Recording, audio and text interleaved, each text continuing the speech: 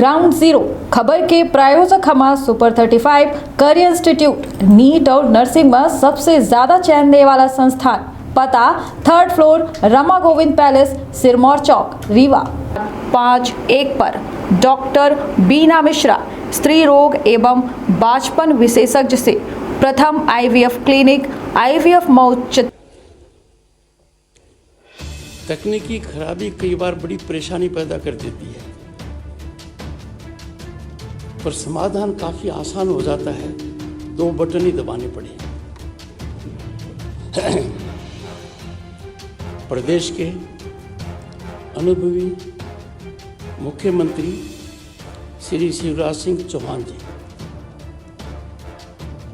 मेरी उनसे लंबी बात हुई। वो बहुत कमिटेड हैं इस संस्थान के लिए, लगातार आग्रह कर रहे थे। वो शुभ दिन आज आ गया। मैं उनका अभिनंदन करता हूं और धन्यवाद भी देता हूं।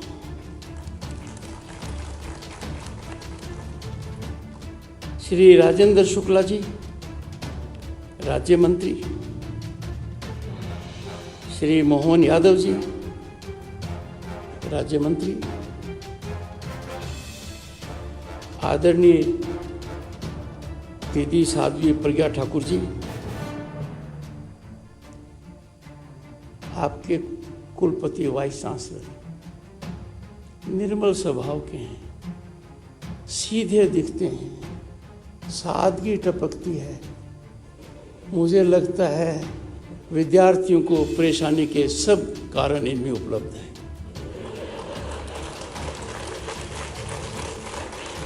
पर सदैव याद रखिए, जिस अध्यापक से आप परेशान और पीड़ित रहते हैं, जिंदगी भर उसको याद करते हैं, क्योंकि मजबूत नींव उन्होंने डाली है। Professor KG Suresh, professor Avinash Vajpayee ji, registrar, विधायक महोदयगण, श्री PC शर्मा जी, श्री आशीष शर्मा जी,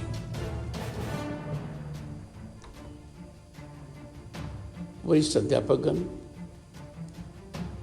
उपस्थित सज्जनों और सबसे महत्वपूर्ण जिनके लिए कार्यक्रम है, वो सब मेरे सामने हैं। आप सबको बहुत बहुत बधाई।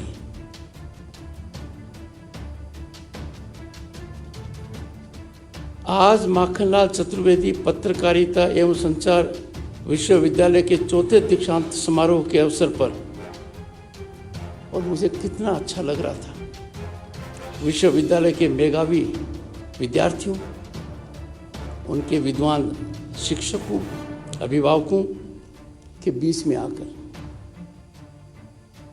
और आखिर में तो पराकाष्ठा हो गई। तीनों के तीनों मेडल बालिकाएं ले गई।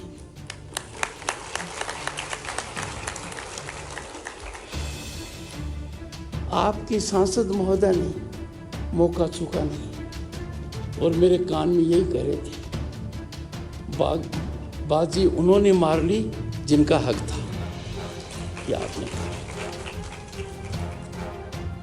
मेरी धर्मपत्नी भी इस बात से काफी प्रसन्नचित है। मुझे ये अवसर प्रदान करने के लिए मैं आप सभी का बहुत आभारी हूँ। पर जो मैंने दुनिया में और देश में कहीं देखा नहीं, उसको देखकर मैं और भी अभिभूत हूँ। पारंपरिक परिधान और अंग वस्त्र में भारत के उत्तर, दक्षिण, पूर्व, पश्चिम चारों दिशाओं की झलक देखने को मिल रही है। ये देश के लिए बहुत बड़ा सार्थक संदेश है, और दुनिया को G20 आयोजन में इसकी झलक देश के 58 शहरों में 200 बैठकों में मिली है, और विदेशी मेहमान अभिभूत थे, उनके यादगार पल थे। पर शैक्षणिक जगत में ऐसा होना कि मेरे को एक संदेश मिले कि आपका ड्रेस कोड ये है, मुझे बहुत अच्छा लगा। सदा याद रखूंगा। दीक्षांत समारोह में जून 2018 से दिसंबर 2022 कोविड की याद दिलाता है। 450 विद्यार्थियों को जो उपाधियां प्रदान दी गई हैं, उनको, उनके शिक्षकों को, उनके परिजनों को, उनके मित्रों को मैं बहुत बहुत बधाई देता हूँ। आज का दिन उनके जीवन में सदा महत्व का रहेगा, क्योंकि अब वो दुनिया में छलांग लगाने वाले हैं। विश्व प्रेस दिवस हर साल 3 मई को पूरे विश्व में मनाया जाता है। हर वर्ष कोई न कोई थीम दी जाती है। संयुक्त राष्ट्र का ये प्रयास रहा है,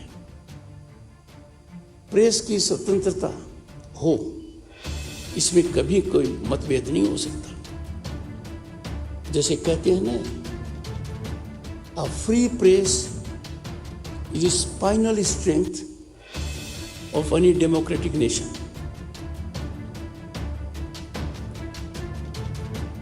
पत्रकार प्रेस की स्वतंत्रता के अंतिम प्रहरी है और उनका बहुत बड़ा दायित्व है, बड़ा काम है, उनके कंधों पर बड़ा भार है। चिंता का विषय है, चिंतन का विषय है, मंथन का विषय है और परेशानी का विषय है कि यह परी कुंभकर्ण मुद्रा और निद्रा में है। भारत जैसे विशाल देश में we are home to 1/6 of humanity. ऐसे देश में जिसकी हजारों साल की संस्कृति है, उसमें कुंभकर्ण मुद्रा और निद्रा में होना इनके लिए ठीक नहीं है, देश के लिए भी अच्छा संदेश नहीं जाता। सभी जानते हैं पत्रकारिता व्यवसाय नहीं है, समाज सेवा है। पर मेरे से ज्यादा आप जानते हैं, और बड़े अफसोस के साथ कह रहा हूं, बहुत से लोग ये भूल गए। पत्रकारिता एक अच्छा व्यवसाय बन गया है, शक्ति का केंद्र बन गया है, सही मापदंडों से दूर हट गया है, भटक गया है। इस पर सबको सोचने की आवश्यकता है। पत्रकार का काम क्या है? निश्चित रूप से किसी राजनीतिक दल का हितकारी होना तो नहीं है। पत्रकार का यह काम तो कभी नहीं हो सकता कि वो ऐसा काम करे कि एजेंडा सेट हो, कोई पर्टिकुलर नैरेटिव चले। ये नहीं होना चाहिए। मैं खुलकर बात इसलिए कर रहा हूं कि एशिया और देश में इस संस्थान का बड़ा नाम है, और जिस व्यक्ति के नाम पर यह है, उनकी रीढ़ की हड्डी बहुत मजबूत थी। इसलिए मैं हिम्मत कर रहा हूं कि ऐसी बातें दिल से कहूं आपके समक्ष। प्रेस की स्वतंत्रता तभी हो सकती है जब प्रेस जिम्मेवार हो। सकारात्मक समाचारों को महत्व देने की जरूरत है। अब आपके संदर्भ में यदि अगर मैं आपके प्रांत के बारे में बात करूं, तो विकास को राजनीति से मत जोड़िए। विकास की यात्रा का आनंद लीजिए। विकास की चर्चा करना यह नहीं है कि किसी राजनीतिक दल की प्रशंसा कर रहे हैं। विकास एक जमीनी हकीकत है। पिछले 2 दशक में आपके प्रांत में, मध्य प्रदेश में कई मुकाम हासिल किए गए हैं। राजनीतिक चश्मे से मत देखिए। प्रधानमंत्री जी ने जब मेरा परिचय कराया राज्यसभा में, तो उन्होंने मुझे कृषक पुत्र कहा। तो मैं उसी ओर ध्यान देते हुए बताऊंगा कि आपके प्रांत में कितना बदलाव आया और पत्रकारिता ने वो ज्यादा क्यों नहीं दिखाया और उसका कितना व्यापक असर है। सिंचाई में 20 साल में 6 गुना वृद्धि, 6 टाइम्स, 7 लाख हेक्टेयर से बढ़कर 42 लाख हेक्टेयर होना। अच्छा होता पत्रकार जाता, देखता कि इतना जब बदलाव आया है तो अर्थव्यवस्था पर क्या असर पड़ा है, सामाजिक व्यवस्था पर क्या असर पड़ा है, बच्चों की शिक्षा पर क्या असर पड़ा है। आखिर 7 लाख हेक्टेयर से 42 लाख हेक्टेयर तक की यात्रा प्रशासनिक कमिटमेंट के बिना संभव नहीं है। वो हो गई। बिजली जो हमारी आवश्यकता है उसमें करीब 6 गुना हुआ है। 5000 मेगावाट से आप 28,000 मेगावाट पहुंच गए। मैं इन आंकड़ों में विश्वास नहीं करता। मैं उस ओर फोकस करना चाहता हूं कि यदि अगर पत्रकार थोड़ा सा कष्ट लेकर जो बड़ा परिवर्तन हुआ है, इसका आम आदमी के जीवन पर क्या असर पड़ा है, उसकी भी व्याख्या करते हैं। शिक्षा में आपके यहाँ क्रांति है। मैं खुद मध्य प्रदेश पिछले 4-5 साल में कई बार आया हूँ, हर परिस्थिति में आया हूँ। राज्यपाल की हैसियत से भी आया हूँ, उपराष्ट्रपति की हैसियत से भी आया हूँ। जब लोगों से सड़कों के बारे में पूछता हूँ तो perhaps it is the only state जहाँ हर डिविजनल हेडक्वार्टर 4 लेन से जुड़ा हुआ है। मेरा कहने का तात्पर्य है कि पत्रकार यदि अगर विकास को अपने रडार पर रखेगा तो समाज में जो सकारात्मक बदलाव आ रहा है उसमें निश्चित रूप से गति आएगी। अभी हाल ही में G20 संपन्न हुई। दुनिया के कई नेताओं से मेरे को चर्चा करने का मौका मिला, पर कुछ बातें इतनी जबरदस्त हैं जो पत्रकारों को फ्रंट में रखनी चाहिए। वर्ल्ड बैंक के अध्यक्ष भारतीय मूल के हैं। उन्होंने क्या कहा कि 6 साल में फाइनेंशियल इंक्लूजन जो भारत ने किया है वो 47 साल में संभव नहीं था। अब मुझे बताइए, इतनी बड़ी उपलब्धि इतने बड़े व्यक्ति ने पूरी जांच पड़ताल के बाद कही, हमारा सीना चौड़ा होना चाहिए। और मैं कह सकता हूं दावे के साथ, ये सही क्यों है। सितंबर 2022 में भारत ने वो कर दिखाया जिसका सपना कल्पना मैंने नहीं की थी जब मैं 1989 में पहली बार लोकसभा का सदस्य बना और केंद्र में मंत्री बना। आज से 10 साल पहले का परिदृश्य देखिए। हमारे सामने एक चित्र था कि दुनिया में 5 कमजोर कड़ी हैं, 5 कमजोर देश हैं। उनको कहा जाता था फ्रेजाइल 5। वो दुनिया पर बोझ बने हुए थे। South Africa, Turkey, Indonesia, Brazil और अपना महान भारत। और 10 साल में क्या हुआ?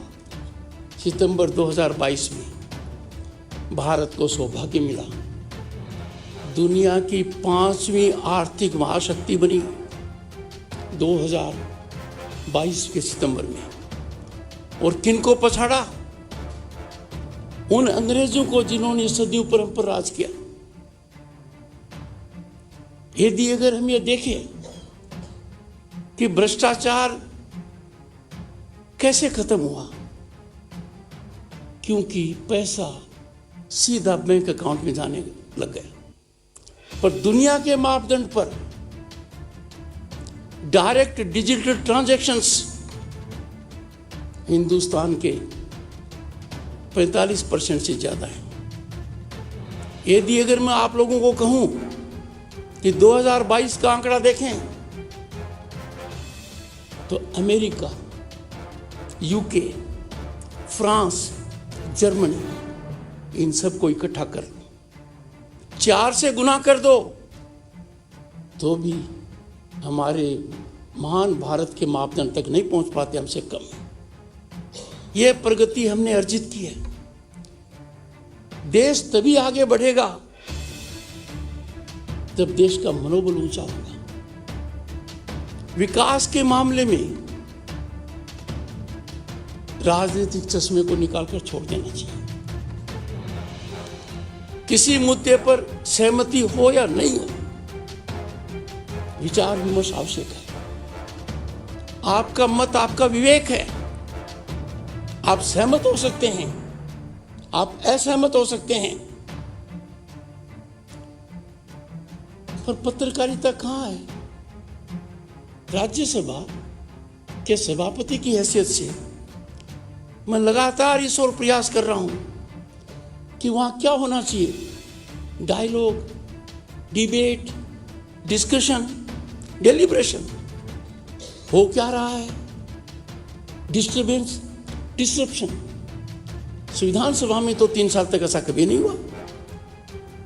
उन्होंने तो बहुत क्लिष्ट मुद्दों का समाधान ढूंढा, विचार विमर्श, मतभेदों को खत्म किया। कभी नारे नहीं लगे, कभी प्लेकार्ड नहीं दिखा, अब दिख रहा है। पर मीडिया में इसका कोई असर नहीं है। यह जन आंदोलन बनना चाहिए। आपके जनप्रतिनिधि कैसे ऐसा आचरण कर सकते हैं कि उस उत्तरदायित्व का निर्वहन नहीं कर रहे हैं जो संविधान ने उनको दिया है और जो मौका आप लोगों ने दिया है। मेरा आपसे यह रहेगा कि मीडिया सजग है तो देश गदगद होगा।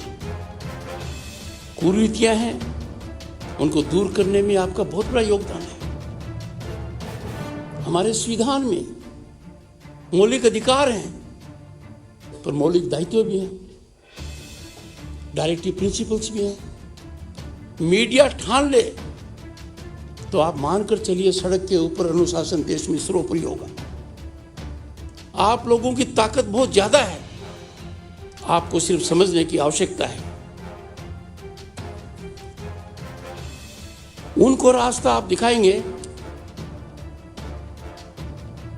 जिनको रोशनी की आवश्यकता है। पत्रकारिता की वर्तमान दशा और दिशा गहन चिंता और चिंतन का विषय है। हालात विस्फोटक हैं, अविलंब निदान होना चाहिए। मौलिक पद से मुझे कहते हुए दुख है, हट गए। वो प्रजातंत्र की बहुत बड़ी ताकत है। प्रजातांत्रिक व्यवस्था के आप चौथा स्तंभ हैं और सबसे कारगर साबित हो सकते हैं। कार्यपालिका हो, विधायिका हो, न्यायपालिका हो, सबको आप अपनी ताकत से सजग कर सकते हैं, कटघरे में रख सकते हैं। But this watchdog is watching the interest on a commercial pattern। ये ठीक नहीं है। जब आप जनता के वॉचडॉग हो तो किसी व्यक्ति का हित आप नहीं कर सकते। आप सत्ता का केंद्र नहीं बन सकते। सेवा भाव से काम करना होगा। और आवश्यकता इसमें क्या है? सच्चाई, सटीकता और निष्पक्षता। इनके बिना कुछ होगा नहीं। जिनका काम सबको आईना दिखाने का है, हम ऐसे हालात में पहुंच गए कि हमें उनको आईना दिखाना पड़ रहा है। ये चिंता का विषय है। और आईना के बारे में एक गजल में कहा गया है, और वो सभी के लिए सही है, जड़ दो चांदी में चाहे सोने में, आईना झूठ बोलता ही नहीं।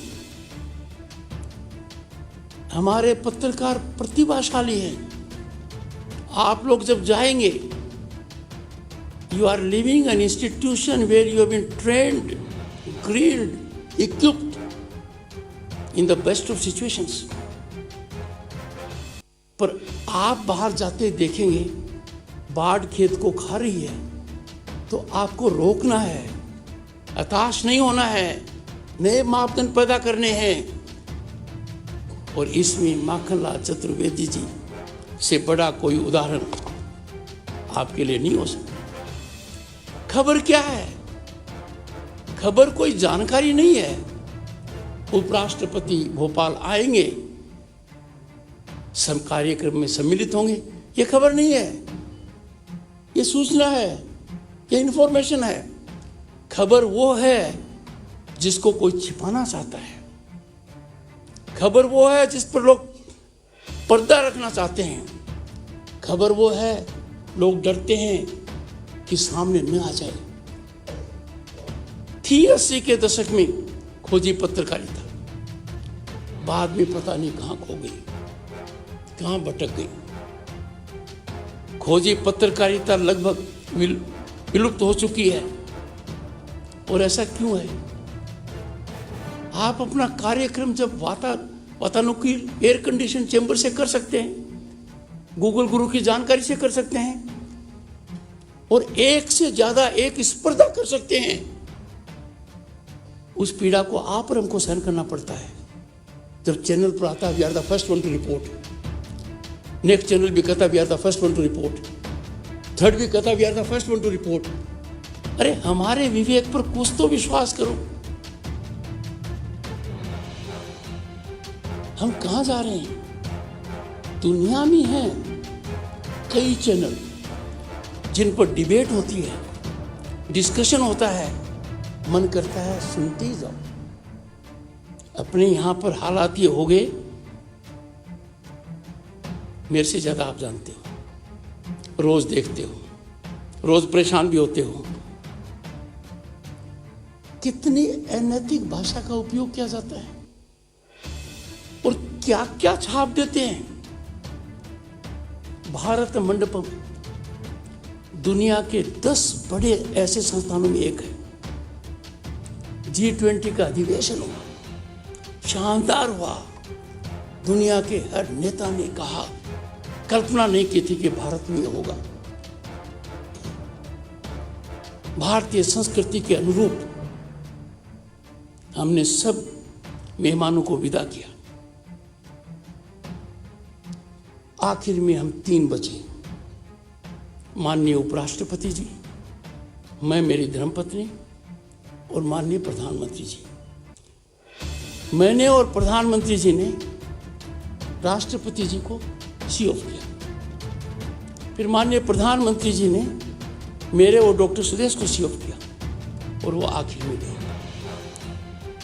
हमने कहीं पानी नहीं देखा, वहां अंदर एक बूंद तक नहीं देखी। कैसे दिमाग विकृत हो जाता है। देश के बढ़ती हुई प्रशंसा को आप डाइजेस्ट नहीं कर सकते, आपका हाजमा खराब हो जाता है और कहते हो कि वहां फ्लडिंग होगी। मुझे बड़ा दुख हुआ, मुझे बड़ी पीड़ा हुई, और उससे भी ज्यादा पीड़ा तब हुई कि लोगों का रिएक्शन नहीं आया।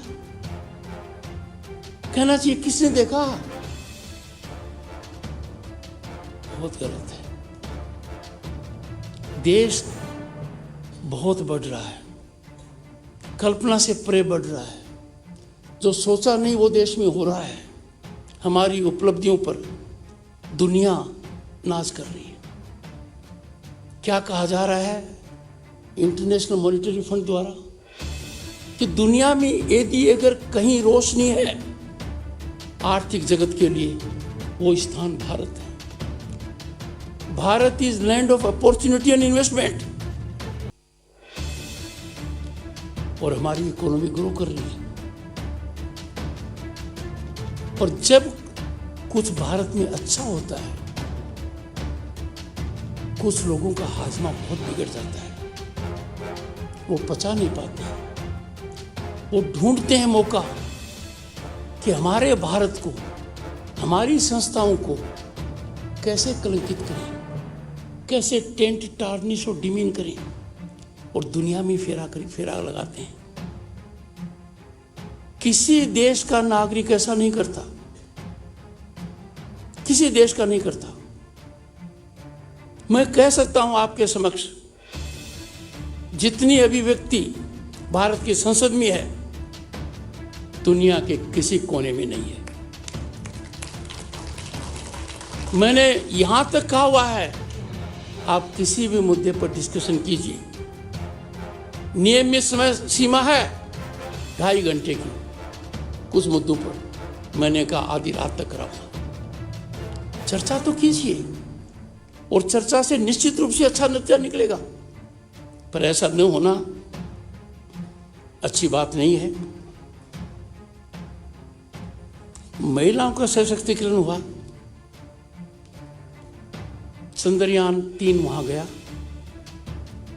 सफलता मिली, चांद के ऊपर तिरंगा स्थान बना, चांद पर शिव शक्ति स्थान बना, दुनिया ने उसको एंजॉय किया, भारत की उपलब्धि की प्रशंसा की, और हम भूल गए। पत्रकारों को चाहिए कि वो गहराई में जाएं कि इसरो ने ये महारत कैसे हासिल की है।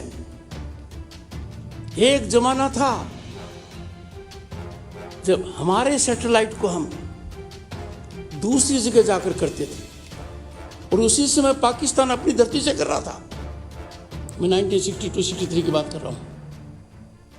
हम दूसरे देश में जाकर करते थे, और पाकिस्तान अपनी जमीन से कर रहा था। हम कहां पर आ गए?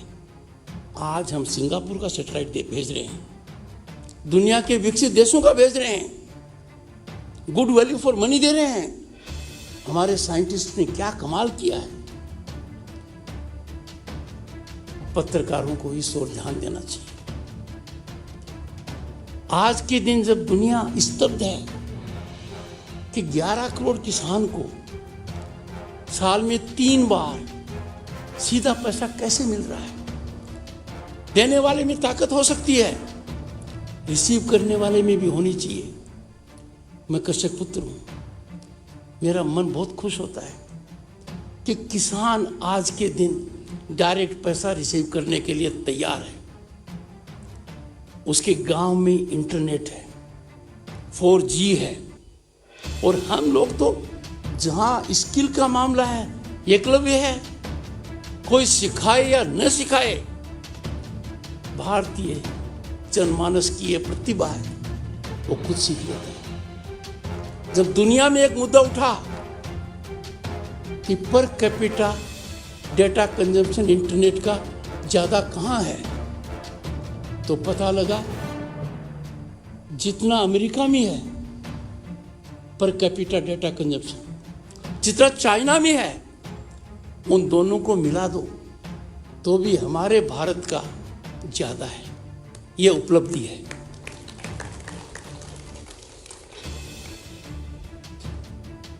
भ्रष्टाचार को समाप्त करने में सबसे महत्वपूर्ण भूमिका मीडिया की है। आज एक वातावरण देश में हो गया है, कानून से ऊपर कोई नहीं है। कानून का शिकंजा आप तक पहुंचेगा, कानून आपके घर दस्तक देगा। आप कितने बड़े व्यक्ति हो, कितना ही बड़ा खानदान हो, कितनी बड़ी आपकी आर्थिक ताकत हो, सामाजिक ताकत हो और राजनीतिक ताकत हो, वो दस्तक तो आएगी, वो शिकंजा तो पहुंचेगा। और हमारे देश में सुदृढ़ न्यायिक व्यवस्था है। मैं पत्रकार बंधुओं से कहता हूं कि जब कोई संस्था, रेगुलेटर या एजेंसी किसी को नोटिस देती है तो आदमी को रास्ता किधर जाना चाहिए? न्यायालय की ओर। वो सड़क पर क्यों आते हैं? और सड़क पर आते हैं, अव्यवस्था फैलाते हैं, हम क्यों बर्दाश्त करते हैं? If you have a problem, go to court. और हमारे न्यायालय बहुत निष्पक्ष हैं। We have robust judicial system. Corruption को न्यूट्रलाइज करने में, करप्शन रहित समाज पैदा करने में पत्रकारों की बहुत बड़ी भूमिका है। पर जब नीचे की ओर देखते हैं तो कुछ सालों पहले चर्चित टेप आई थी, आप सब समझ गए होंगे। उन टेप में क्या क्या नहीं दिखाया गया था, क्या क्या गतिविधियां नहीं दिखाई गई थी। उतना सब कुछ होने के बाद कुछ लोगों को संन्यास ले लेना चाहिए। ऐसा नहीं हुआ है। जनता को वातावरण तैयार करना चाहिए। पहले पत्रकारिता मिशन थी, एक उद्देश्य था, समाज का हित था, कुरीतियों पर कुठाराघात था। पर अब टीआरपी आ गया, सनसनीखेज। मेरी बीती बताता हूँ, ये भी बहुत जल्दी एक्शन लेना ठीक नहीं होता है। तेलंगाना के एक अखबार में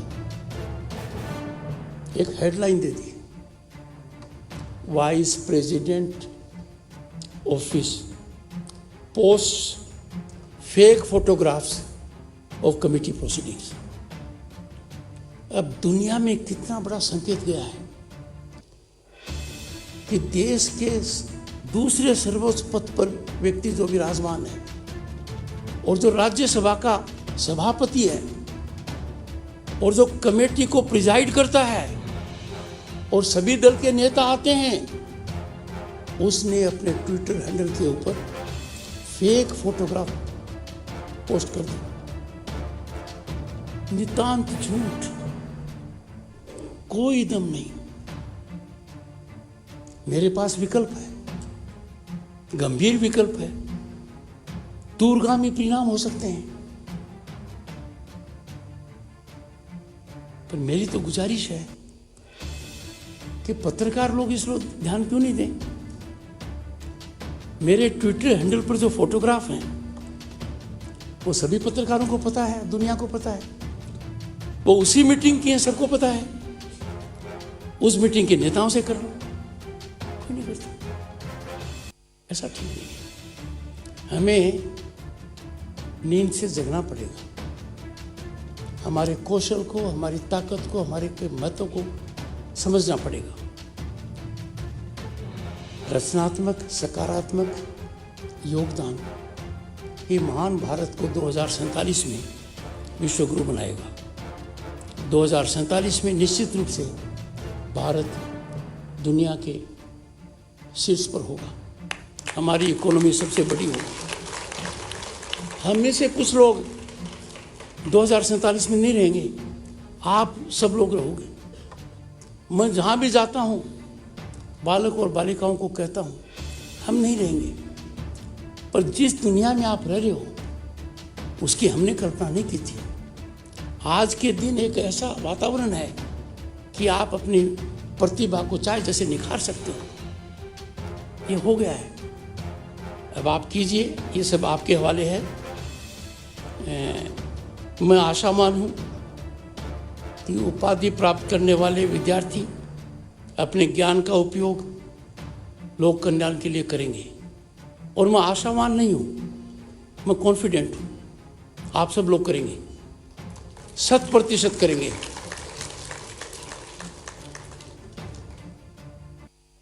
मैं आपसे 3 बातें कहूँगा समाप्त करने से पहले। पहला, हमें गौरव होना चाहिए कि हम भारतीय हैं। हमें देश हित को सर्वोपरि रखना चाहिए। किसी भी हालत में हम देश हित को कुंठित नहीं होने देंगे। हम प्राउड भारतीय हैं और हमारी जो ग्रोथ है तो दुनिया को आश्चर्यचकित कर रही है, उस पर हमें मान होना चाहिए। I have no doubt boys and girls, you will come up to these expectations. You are foot soldiers of Bharat at 2047। आपके कंधों पर यह भार है कि भारत की गति से जो प्रगति हो रही है और जो अरिथमेटिक नहीं जियोमेट्रिक है, उसको आगे जारी करने का काम आप सब लोगों का है। माखनलाल चतुर्वेदी राष्ट्रीय पत्रकारिता एवं संचार विश्वविद्यालय भारतीय स्वतंत्रता संग्राम के आदर्शों को बनाए रखने, और माखनलाल जी का तो नाम ही ऐसा है कि आपके मन में बहुत ऊर्जा आएगी। You will be inspired, motivated, energised. संविधान के मूल्यों को संरक्षित करने, राष्ट्र निर्माण के लक्ष्यों को प्राप्त करने में आप सब प्रभावी योगदान देंगे, ये मेरा दृढ़ विश्वास है, मेरी कामना है। आप सभी को फिर से बहुत बहुत धन्यवाद। नमस्कार, जय हिंद।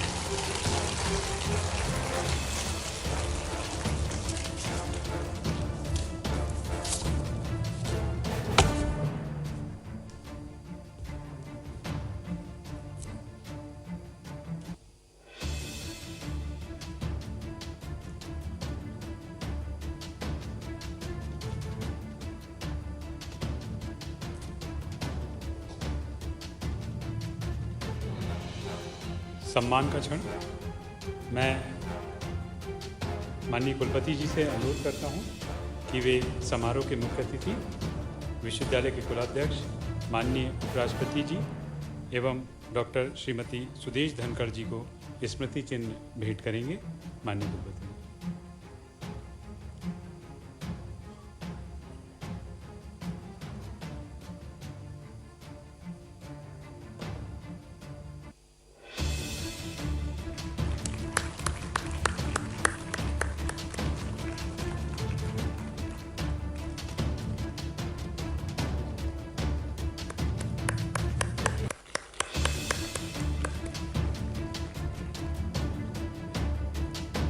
मैं माननीय कुलपति जी से पुनः अनुरोध करता हूं कि डॉक्टर श्रीमती सुदेश धनखड़ जी को भी स्मृति चिन्ह भेंट करें।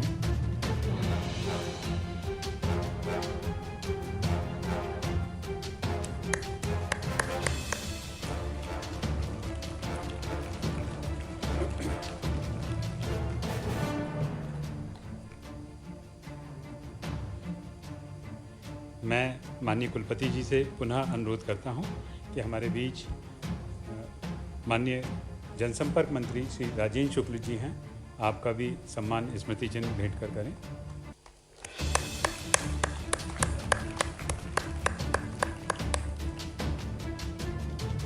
सम्मान की कड़ी में मैं माननीय कुलपति जी से पुनः अनुरोध करता हूं कि हमारे बीच माननीय उच्च शिक्षा मंत्री डॉक्टर मोहन यादव जी हैं, आपका भी सम्मान स्मृति चिन्ह भेंट कर करें।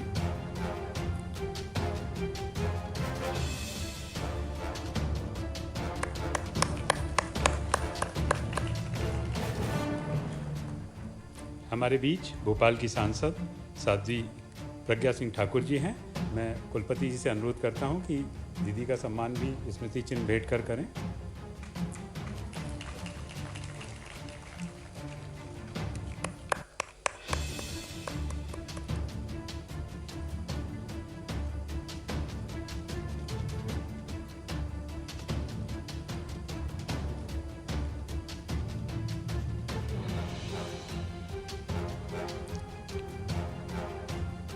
माननीय कुलपति जी से अनुरोध है कि वे दीक्षांत समारोह के समापन के लिए माननीय कुलाध्यक्ष महोदय से निवेदन करें। माननीय कुलपति।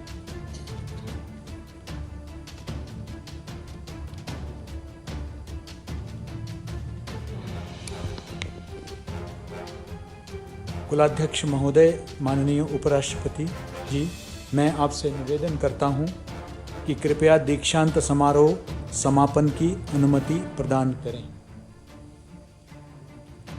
मैं कुलाध्यक्ष माननीय उपराष्ट्रपति जी के अनुमति से दीक्षांत समारोह समापन की घोषणा करता हूं।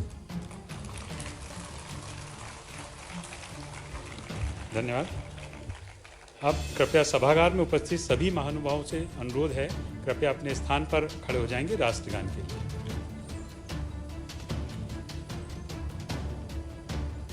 राष्ट्रगान।